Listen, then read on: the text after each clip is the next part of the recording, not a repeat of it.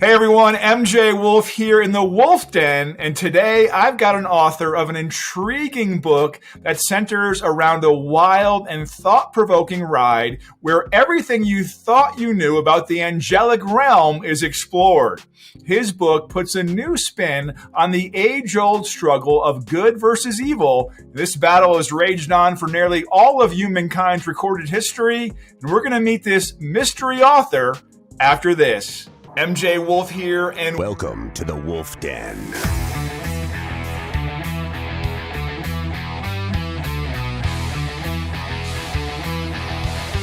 Woo! So that's exciting. I like the way that sounds. Wow, I love to be in the Wolfe Den. Thank you so much for having me. You are in the Wolfe Den. What's up? Glad to be here, MJ. Hosted by MJ Wolfe.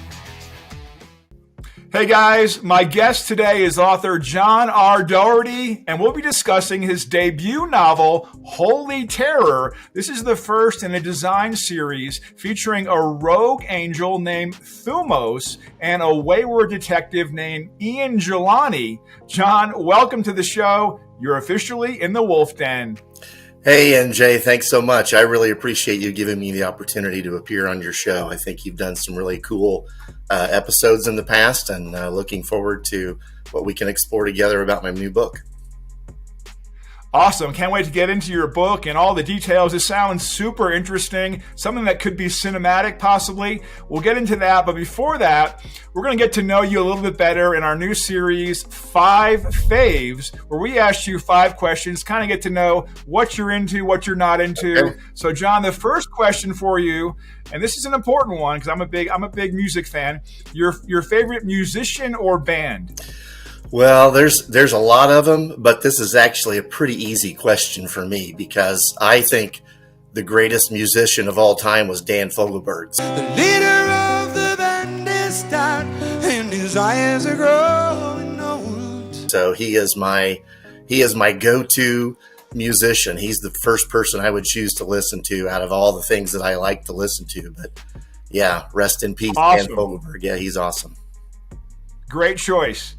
All right, next up, since you're into writing, and obviously maybe you hope your book gets made into a movie someday. But for now, what would be your favorite movie of all time? Oh gosh, I am such a huge movie buff. That's my kids all grew up with me quoting movies to them all the time, and they all can do it now too. But I don't know. Probably I'd have to go with the Star Wars, the original trilogy, the episodes 4, 5, and 6. I would say that has to be the top of my list. I still remember going to see it when I was about 13 years old, and I was just blown away by this movie and on the big screen, So I think those are. That's amazing. You can watch the old ones, and my sons are upstairs a lot of times watching the old ones and the new, the Mandalorian stuff, and the old ones, and they're all just as good. It's amazing that the quality has stood so long in those films. Yeah, that's right. All right, next up. Favorite travel spot? If you can go one place for your vacation, where would you go? Well, my dream vacation, and I can't say that I know by experience because I haven't been there yet, but Ireland is at the top of my list. I've got the last name Dougherty is a pretty Irish name. I was born on St. Patrick's Day, so Ireland is the place for me. That's where my dream vacation would be, to go visit Ireland. Well, happy early birthday. We did our corned beef yesterday. We were debating between yesterday and next Sunday, so we did our corned beef already. And now that we're speaking of food, what would be, you're on death row, you've got one item of food to eat for your last meal. What are you going to pick? All right, let's say 3 items on the plate. Okay, 3 items. Okay, well, in Kansas City, we like to rave about our barbecue here, but I'm a pretty big fan. I'd have to go with burnt ends, and burn ends. Now that's a change. We have that here in Colorado, I believe. There is a restaurant called Burn Ends Barbecue here, but we actually go there all. It's amazing. It's phenomenal. Okay. Oh, yeah, lots of great barbecue here in KC. Yeah. All right, and number 5, the final one, is your favorite hobby or thing to do. Oh, favorite hobby or thing to do? Well, I love to play golf, but I just don't get out and play very much. But I do love to play when I get the chance. So that's probably what I would have to put near the top. I also love to go bike riding. I've really gotten into bike riding over the last few years. Bought an e-bike, which was one of the best investments of my life, I'd say. It's been fantastic to have that e-bike. I feel like I can pretty much go anywhere on that. So that's it's like a combination of exercise and relaxing. Exactly. I think you probably go a lot farther than you normally would because you have the ability to press that button and just let it go on its own, right? Yeah, well, mine's a pedal assist, so you never stop pedaling to keep moving. So that's the beauty of it. You still get some exercise, and what you do is you get assist when you need it, especially those big uphills, which is where I need it. All right. Now, another one of your hobbies we're getting into right now is obviously writing. So tell us, how long have you been writing for, and what made you start off on your writing career? Well, that's a great question, MJ. Thanks for asking that. You know, this is the first book that I've ever written, as you pointed out in the intro. Writing is something that I've always had a love of and a passion to do, but most of my writing in the past has all been kind of what you would call nonfiction. I mean, I've not been published in any way before, but I would do a lot of writing, particularly for my church, in that kind of a setting. So I've written a lot of things over the years, but this is the first time I've tried to write an actual novel. And so this has been kind of a lifelong dream come true, to actually hold the book, you know, live and in person, and be able to have it in my hands and see it. That's something that I was able to accomplish, you know, with a lot of other people supporting me and helping me, of course, along the way. But yeah, I've been actually started on this book all the way back in 1996. That's the first time I ever wrote anything down about it. And it was one of those projects where you just kind of pick it up every now and then, do a little bit of work, and then put it aside. So, you know, I'm an IT person by profession. So I've been a busy IT person over the years, and, you know, you just try to find time where you can here and there to work on a project like this. So something I've worked on for a lot of years, but I really got serious about it about 5 or 6 years ago. That's when I really decided I want to finish this. I want to make it come true. I want to make it real. So that's amazing. And let me tell you this, I read this synopsis. Now, give my viewers basically a blurb, or give us a little breakdown of the book and what takes place. Yeah, sure. So the story is, it's a mystery. It's a crime solving story. It involves police detectives. It starts out in Miami, Florida. And there's 2 police detectives that are investigating these really gruesome, grisly crime scenes. And they are finding that this is happening repeatedly. And eventually, as they start to dig into trying to solve these crazy crimes, they find out that similar events are happening around the country, around even in other parts of the world, in fact. And so Ian Jelani is a veteran cop. He's been around for a lot. He's seen a lot. And his partner is Lane Madigan. Those are the 2 main police detectives. Lane is a happy family man. He's married to a woman of faith. But during his few years of working on the police force and seeing a lot of ugliness in the world, his own faith has really grown cold. And so over the course of many weeks, these 2 detectives have encountered all of these crazy crime scenes, and they begin to investigate the most recent victim, which is a notorious international terrorist. And they find themselves embroiled in a classic tale of good versus evil. But this time, the unusual part of the story is it's not just good people versus bad people. It's also otherworldly forces of good and evil at work.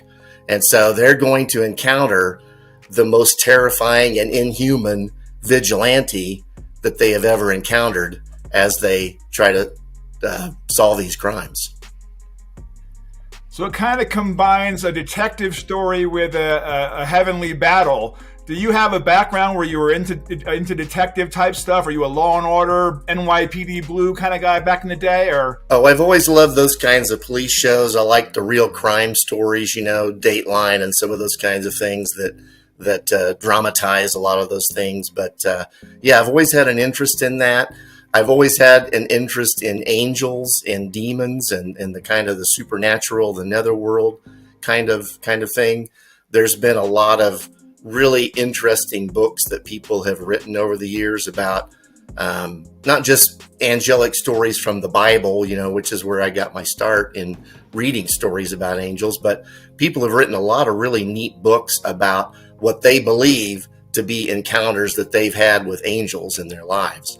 And so all of those things have always been really of interest to me. And this story, like I said, it was kind of born back in the 90s, and it's something that I've always wanted to write about. I've always had this kind of a theme in mind and the storyline in mind, with an angel being really the main character. And so just took off and ran with it over the years. Now, when you wrote this book, did you plan on making this into a trilogy, a series? Did you write things that are in it that are basically like foreshadowing future books, or is that not the case? Definitely the case. I would have to say that I probably didn't start out back in the very beginning thinking in terms of a trilogy, but just the way that it turned out, that's really what I wanted to do with it. As I wrote out this particular book, it occurred to me that I really need to create, I kind of pulled a Star Wars here, or an Indiana Jones, you might say, where I'm doing the middle story first. So really there's going to be a prequel that will set the scene for why these characters are the way they are in the current book. And then there'll also be a sequel that's going to pick up right where this particular book ends. The sequel will pick up right where it ends and go on with completion of the story. So yeah, that's the trilogy thing is really something that evolved over the years, but I have definitely incorporated a lot of things into the current book that give you hints about the past, and also that hint at things that are going to come in the future of the story. So yeah, trilogy. Will you be creating a version of this that's a Hollywood treatment type script? Are you in hopes of maybe getting this made into a movie or submitting it to agents for a movie? Is that one of your goals? It is definitely a goal. It's probably, right now it seems like a pretty lofty goal, but that's definitely a goal. Like I said at the beginning, I'm such a huge movie buff, and I just think in terms of cinematic ways when I'm writing and when I'm thinking about the storyline. That's just kind of very natural to me to think about how it would look in a movie setting. So that's definitely something that I want to do. I think about it a lot, and that's definitely on the radar for me. So I certainly hope to get there one of these days where I can have an opportunity to pitch it and have somebody pick it up. Especially today, it seems in this new world that we're in with all the streaming services, that there's even more opportunities there now with all these streaming services doing their own original productions. So I'm hoping that plays into my favor in finding the right audience for it. So, as you know, I'm an actor, so I have to ask you this question. Right. If you had the chance to be your own casting director and you can cast the Angel, Officer Jelani, anybody in Hollywood, well, besides me, I know you'd probably pick me first, but I would definitely pick you, MJ, for sure. Yeah, I don't know if I could be Officer Jelani without pulling my hair back. Maybe put a suit on. So, who would you cast and why?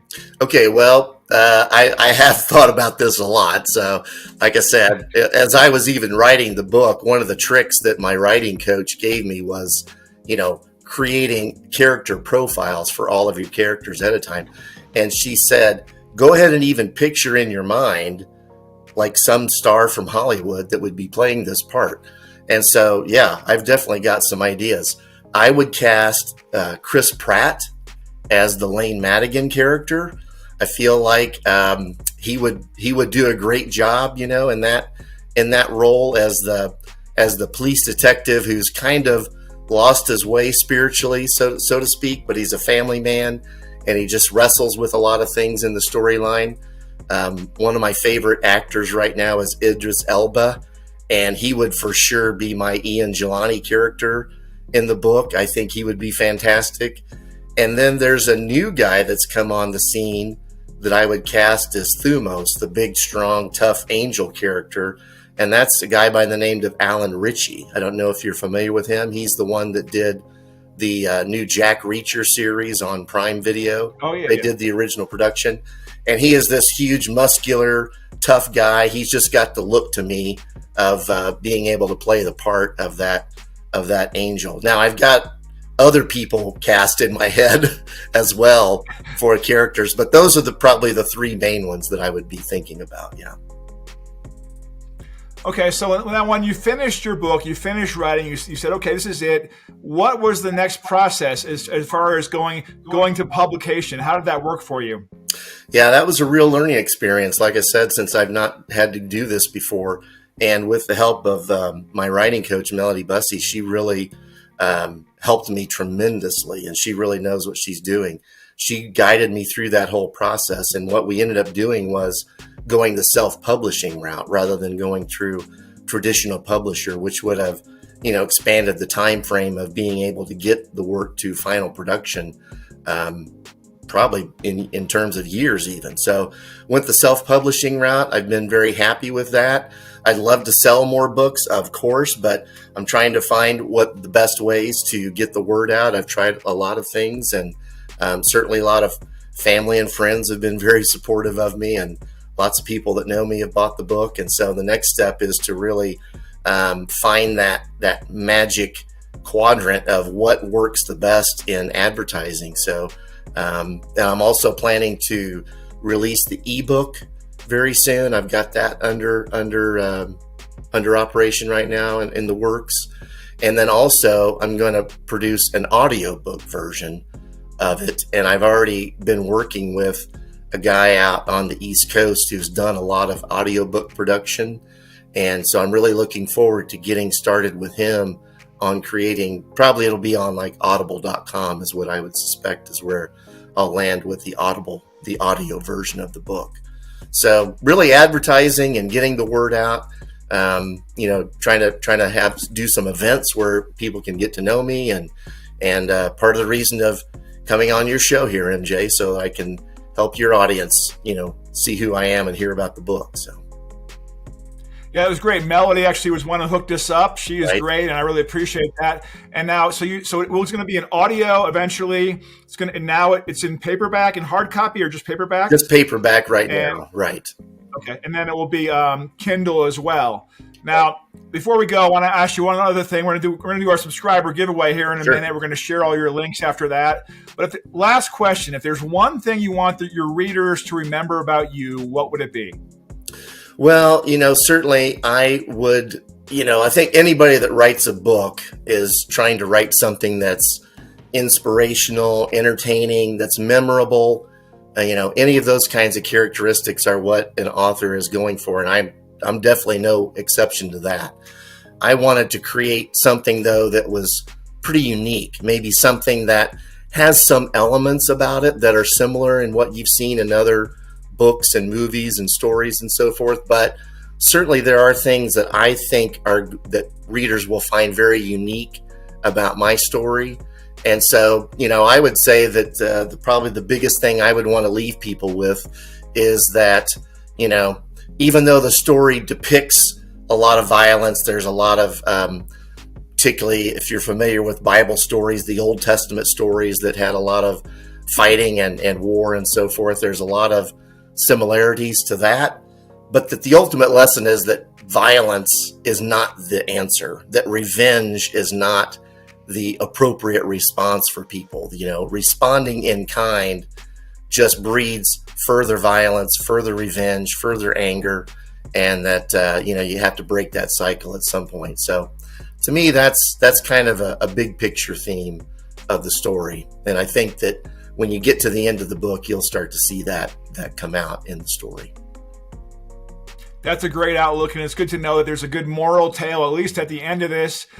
So we're going to move on to our Winter View series. John, you're going to help me pick the winner of a $25 PayPal payment or a $25 Amazon gift card. If you're not registered, go to winterview.win. Just sign up, put your name in, your email address.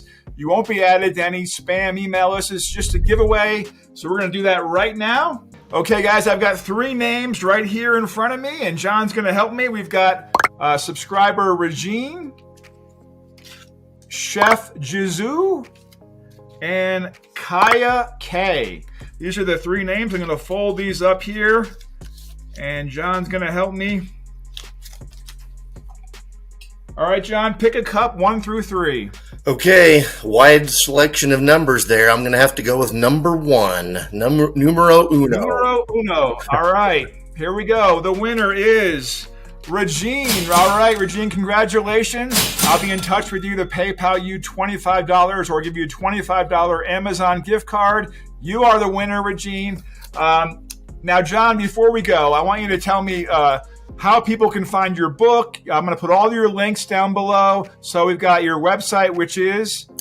That is johnrdougherty.com. So you'll probably have to put the spelling in your chat so people get it right. But it's JOHNRDOUGHERTY.com. And you can also, right now, you can pre-order the book on Amazon. It's not available in print yet on Amazon, but it will be very soon, but you can pre-order it right now. And you can also go to bookbaby.com, which is the company that I used for the self-publishing, and it's available right now for purchase on bookbaby.com. Okay, I'll put all those links below, and if you can contact me and let me know when it is ready on Amazon, I'll also add that link in the future. So viewers, if you're watching and you want to read this phenomenal story, go ahead and go through the link below right now. I'll have the Amazon link up in the future. John, thank you so much for being my guest in the Wolfe Den. You're officially released. MJ, thanks a bunch. I really appreciate you hosting me here today. It's been a great pleasure to get to know you and to talk about my book. So thanks so much. Thanks, John. Take care. You too. Bye-bye.